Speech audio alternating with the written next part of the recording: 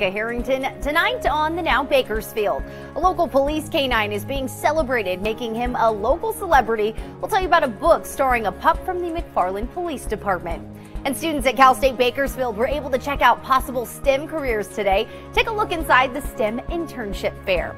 And they're known for being man's best friend. And today, Kern County is showing their pets some love. See how you can get involved in National Love Your Pet Day. That's all ahead on the Now Bakersfield. Chris? Here's what we have in our lineup here on the Now. Measles outbreaks still a big concern. How social media platforms trying to stop misinformation about vaccines from spreading. And an unlikely partnership is giving older adults new purpose. We're going to take you inside the daycare inside a nursing home. The benefits both the seniors and the kids are seeing from this. And how about this? Paying off your mortgage in just 5 years. Sounds like a dream for so many people, but we are hearing from one woman who says she did just that. How you can apply what she did to your situation.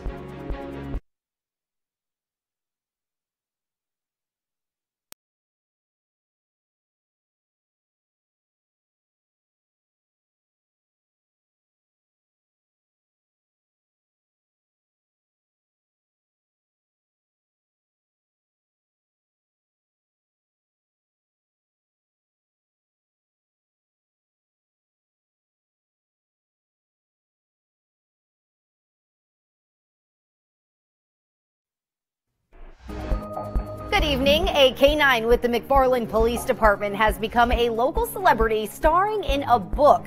The Now's Eliza Navarro shows us how the life of Mirko, a local police dog, is helping bridge the gap between law enforcement and the community they serve.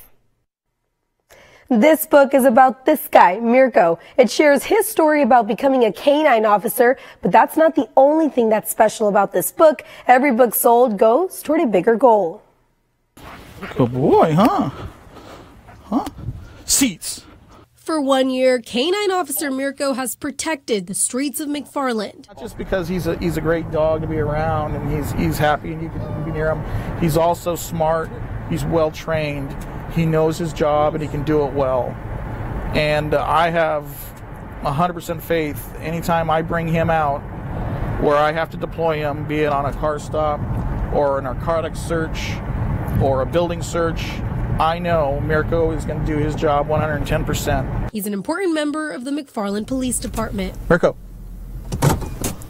They can do things and they have skills that we don't. So they have great noses and they're able to find things and see things that we can't. However, McFarland hasn't always been Mirko's home. He's from Germany, and this book, Mirko the Miraculous Canine, shares his story. And this book tells a story, a children's story with pictures about Mirko growing up in Germany. The book was written by Angela Barton, the president of the Kern County Law Enforcement Foundation, and Barton says it's also making an impact within the community, helping bridge the gap between the police department and the community they protect. I wanted our officers to have an opportunity to get out in front of the schools, talk to these children. It's just incredible to spend that time with them because it breaks down this wall that is kind of put up sometimes. The story of Mirko is also going toward a greater goal. Every book sold is helping raise funds for a new canine patrol car. These canine cars take a lot of abuse because they run constantly. The current car Mirko rides in has over 165,000 miles, plus the constant run time. Chief Kimball saying that even though the car is taken care of, it's at a point where anything can go wrong at any given time. It's not about having a new car. It's about having a safe car. It's about having a vehicle that will work for you every time you need it to work. It's about having a vehicle that's going to keep him in the best condition possible. Just to know that we have Mirko helping keep our officers safe, we need to keep him safe. We need to provide a proper vehicle for him. For now, Mirko and Corporal Hankins will continue patrolling the streets of McFarland. Good Los. This book is continuing to be read in many schools in Kern County, and if you're interested in learning more information about where you can find it, those details are on our website, turnto23.com. In studio, Eliza Navarro, 23 ABC. Dozens of students came together at Cal State Bakersfield today looking into possible internships with local and global companies at the STEM Fair. 15 different companies came together for the STEM Fair, which stands for Science, Technology, Engineering, and Mathematics. Companies like Berry Petroleum and Chevron had representatives at the fair, giving students an opportunity to intern with the oil industry. Organizers say the fair was a success, and it's good to see local students being recruited. It's been a great opportunity. So all the students here are lining up internships for the summer. Hopefully employers are filling the needs that they have with local students for the Bakersfield branches rather than having to go to LA or Cal Poly or those areas. Organizers say Cal State Bakersfield held the STEM Fair to help local and global companies fill a need for qualified applicants. It's part scavenger hunt, part obstacle course, and it's all fun. The 7th annual Bakersfield Amazing Race will be held next month, and you can sign up now. The Bakersfield Amazing Race will be held in downtown Bakersfield. Hey, that's me. How funny. I didn't realize I was in this. On Saturday, March 23rd from 9:30 in the morning until 1:30 in the afternoon. Teams of 2 to 4 will navigate through local businesses, solving clues and face challenges at 11 different venues. Teams are encouraged to dress up for the event, which benefits the Stewards, a local charity group. The team that wins first place can win a $400 prize. For more information on the Bakersfield Amazing Race, head to our website, turnto23.com. The Now newsfeed starts with a major meth bust. More than $12 million worth found in a trailer full of strawberries. Customs found this near the U.S.-Mexico border in Texas, more than 900 pounds of that drug. A star of the TV show My 600-Pound Life is dead at the age of 29. Sean Milliken died related to an infection after he had trouble breathing over the weekend. He weighed more than 900 pounds while he was on that show, and he's the third person featured on the show to pass away in just the past 6 months.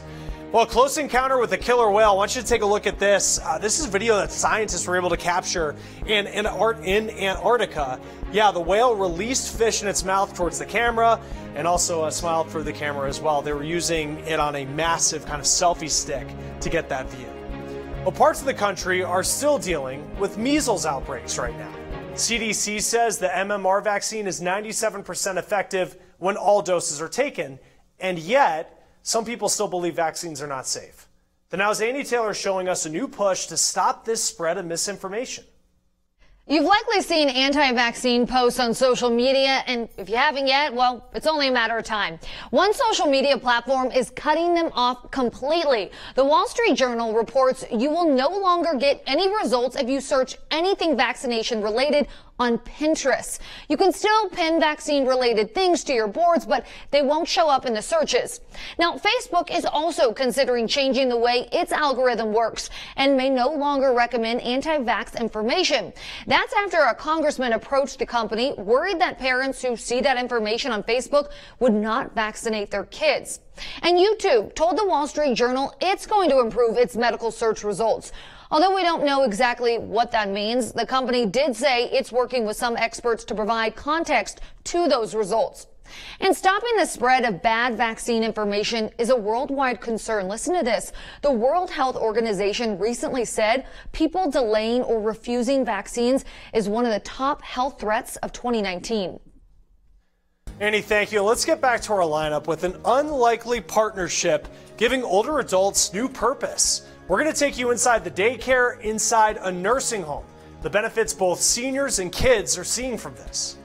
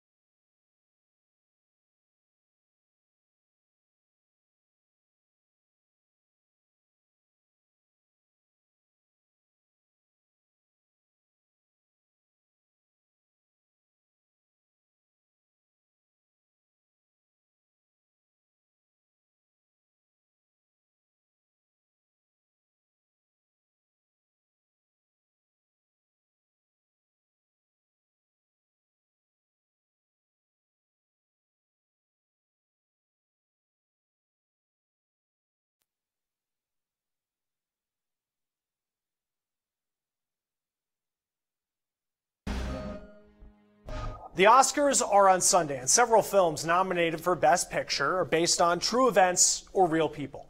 But our partners at PolitiFact looked into this, and they do say that it is important to note that when you hear a movie say it is based on a true story, doesn't mean the entire thing is 100% true. Now, we are going to have a few spoilers here in a moment, so if you haven't seen them, just know that. But first, we're going to start with the movie Black Klansman. White power! Black power! Knights of the Ku Klux Klan. That's us. Stallworth brothers. And the movie's about Ron Stallworth, who is a black detective who infiltrates the Ku Klux Klan in 1970s Colorado. The movie's based on Stallworth's memoir. PolitiFact found some pretty big points in the plot, though. Never really happened in real life. Stallworth's sidekick was not Jewish like he is in the movie. And there's also a scene where there's an explosion that kills 3 Klansmen. Well, that didn't happen in real life, only in the movie. The other film we're talking about, Vice. That was the Dick Cheney biopic. The vice presidency is a mostly symbolic job. However, if we came to a different understanding. PolitiFact says parts showing Cheney building a case for the war in Iraq and justifying waterboarding, they aren't necessarily word for word how it all went down, but they do say they reflect Cheney's role in those policies. Also, there's the film Green Book. A lot of people talking about this one. The story of a white man, Toli Valalanga, who serves as security as well as a driver for African-American pianist Donald Shirley in the 1960s. I'm a musician. I'm about to embark on a concert tour in the Deep South. What other experience do you have? Public relations. Now, the script was co-written by Valalanga's son. Shirley's family wasn't consulted for the movie, so they dispute a lot of it. PolitiFact found the truth. It's really somewhere in the middle, especially when it came to how close the two men were in real life. Now, these films are up against 5 others for Best Picture on Sunday. Well, do you have a fuzzy 4-legged best friend at home? If you do, give them some extra treats and scratches because it's National Love Your Pet Day. We've received dozens of pictures from all over Kern County today. The quote-unquote holiday is meant to celebrate all pets, whether they're big or small, chubby, wrinkly, lazy, or energetic. These are some pictures from pet owners right here in Kern County. That's a horse, which a lot of people didn't think to send in their other animals. We got a lot of dogs and cats, but we love seeing, we saw goats, we saw chickens, we saw pigs, all kinds of things. If you've got pictures of your pets, we would love to see them. Email them into us at news@kero.com or on our Facebook page. You could see your pet on the news tonight or on our website, turnto23.com. So cute. Well, Virgin Galactic says they will try again in the next few days to test one of their rocket-powered space planes at the Mojave Air and Spaceport. The company scrapped the test flight this morning due to uncooperative weather. Virgin posting on Twitter a video of Spaceship 2 and White Knight 2 being backed into the hangar in Mojave. The VSS Unity was scheduled to launch at 7 this morning, but because of high winds, it was called off. The company was looking to attempt one of its highest and fastest test flights ever, with the goal of bringing Virgin closer to sending paying customers into space. Well, if you were hoping for clear skies and no weather, wrong day to hope for that, right, Allison? Yeah, exactly. Maybe this weekend you're going to have a better chance for that. But our cold Canadian storm has made its way into the county. Now, this is not packing too much moisture for us here in the valley, but it is bringing lots of snow to the mountains already at this hour. We are hearing reports of some moderate snow down near Fraser Park right now. But what I want to point out are these temperatures. Look at this. At or below freezing in Tehachapi, Fraser Park, as well as in Pine Mountain Club at this hour. We did hear the first reports of snow just after 4:30 this afternoon, and these conditions are only going to be continuing overnight and throughout the morning on your Thursday. So this system bringing those scattered showers to us here in the valley. So far, we have received 1/100th of an inch, but Tehachapi more like 3/10 of an inch. So we are going to be seeing that throughout the overnight hours. This is at 2 in the morning, going to be seeing some pockets of actually a little bit moderate rainfall up near McFarland, then clearing out slightly by the time you are heading to work tomorrow. But then if you are heading out to lunch at around 10:30, 11, we could be seeing some pockets of that light rain. But what we are tracking is this snow, very cold storm system. So as we head into the evening hours tonight, 3,500 feet is that snow level, going to be dropping down to actually 2,000 feet as we head into the early morning hours on Thursday. So already seeing some snow down to past level. We could be seeing that accumulating as we head into the evening hours. So 3 up to 6 inches of snow on the passes throughout the day on Thursday. And some of the higher elevations could be receiving 8 up to 12 inches of snow. So lots on the way as we head into the overnight hours, but that could be bringing some travel concerns for the passes. Also, we do have the potential to see some black ice, especially in the early morning hours tomorrow. But due to the strong winds that we were seeing today, another day of good air quality tomorrow. And once this storm has cleared at around 5-6 o'clock tomorrow evening, we are tracking freezing temperatures on the way late Thursday, continuing throughout the day on Friday. So there is a morning freeze watch in effect for the San Joaquin Valley. But then as we head into the weekend, temperature is going to be feeling quite opposite to what we are feeling now, up to 60 degrees as a high on Sunday, and we are going to be nearing 70 degrees by next Thursday with those sunny skies. Chris? Let's start the Now news feed. Civil rights concerns over the government's terrorist watch list. The government says that it shares the list with more than 1,400 private places like hospitals and colleges. Civil rights advocates say it raises concerns for those wrongly put on the list. Well, the family of the teen featured in this viral video now suing the Washington Post for $250 million. Now, many who saw this video accused Nick Sandmann of bigotry. He claims that he was trying to ease tension. The family claims the Post bullied the teen for being a, quote, white Catholic student wearing a Make America Great Again souvenir hat. A mammal now extinct. Scientists say climate change is to blame for it. Now, this is the Bramble Key melames. It's a brown rat, lived on a coral island, but scientists say that the rising sea levels led to its demise. So many people struggle with loneliness. It can be especially bad for older adults, but an unlikely partnership is changing that. The Now's Chris Welch taking us inside a pretty unconventional daycare model inside a nursing home. The driver on the bus says, move on back, move on back. At daycare, Ollie, Owen, and Cameron get to sing and dance. But at this daycare, they share the spotlight and the instruments with partners just a few years their senior. That's because this daycare is integrated inside a senior living community where babies as young as 6 weeks and those approaching centenarian status can help and appreciate each other. Somebody might have profound dementia and maybe has been a mother all their life. And then when you hold a child, just think about what comes back to you. Sometimes that engagement will make the world of difference, even if it's just for a moment. Administrator Charlene Boyd was one of the founders of the Intergenerational Learning Center that's now in its 3rd decade.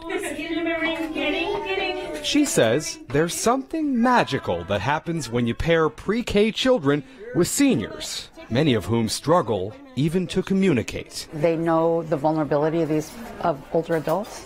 They see the frailty, but they embrace it. And they do it in style. 6 times a week, these 2- and 3-year-olds are chauffeured through the care facility's hallways for planned activities with the senior residents. They do art, they do music, they do exercise. And that also allows a purposefulness between the two of them and how they can help each other. Do you want to take a turn mixing it? He can. I bet Ryan could hold it for you. The program is open to anyone. However, it's so popular among parents, the wait list is currently over 400 families long, with an average wait of 2.5 years. It teaches them about diversity. People are different. Doesn't matter if they're in a wheelchair, if they have a walker. Parents like Lisa Kumar, who wishes this model was used everywhere. I love the fact that I hope that they become well-rounded individuals and accept people for what they are and what their differences are. Mary Ellen Farley has lived at the facility for... I forget. It's been a while. And you know what? They might sometimes forget a few things. The lyrics to a song, their age, maybe even their names. But when they're smiling and connecting with kids who can't really say a whole lot yet themselves, nothing else seems to matter. Oh, because they're so thrilling. Reporting for The Now in Seattle. It's a hoot. I'm Chris Welch. All right, Chris, thank you. And finally in our lineup, paying off your mortgage in just 5 years. Sounds like a dream, but we're hearing from one woman who did just that and how you can apply what she did to your situation. That's when The Now continues.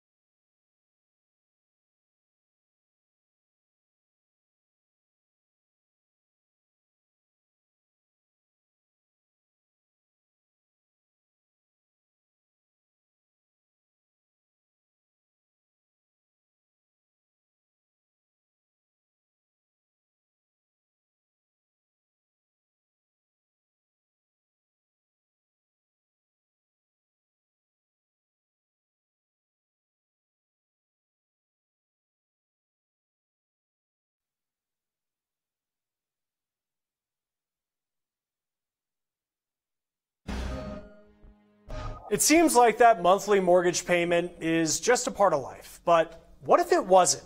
One woman made it her goal to pay off her mortgage early, and the Now's Kamasi Aaron shows us not only how she did it, how experts say you can too.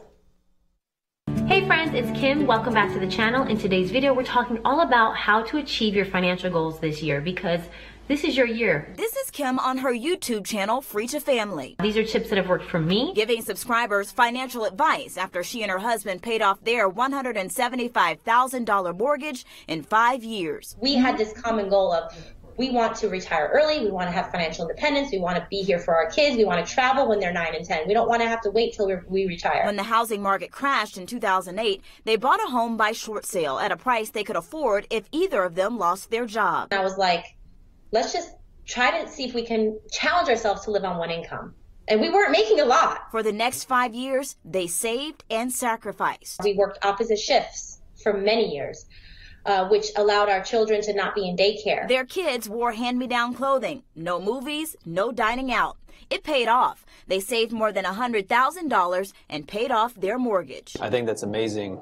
Huge sacrifice and commitment. Ray Williams is a mortgage broker and says even if you can't pay off your mortgage in 5 years, a few changes can help you shave years off. If you budgeted it down to 1/12 of your payment and add that every month, you can pay off your loan in 4.5 years faster. Williams says you can also recast your mortgage by paying what amounts to an additional down payment on the principal, which reduces your monthly payments and interest rates. You could call your servicer and engage with them through that process and have them recalculate your principal and interest without refinancing and taking on the costs of refinancing and then pay it off faster. Still, there are things to consider. If you're still in a peak earning years of your life, you may lose that potential tax deduction. So consult your CPA. Then, could you be reinvesting that money elsewhere to earn a return? I'm Kamasi Aaron reporting.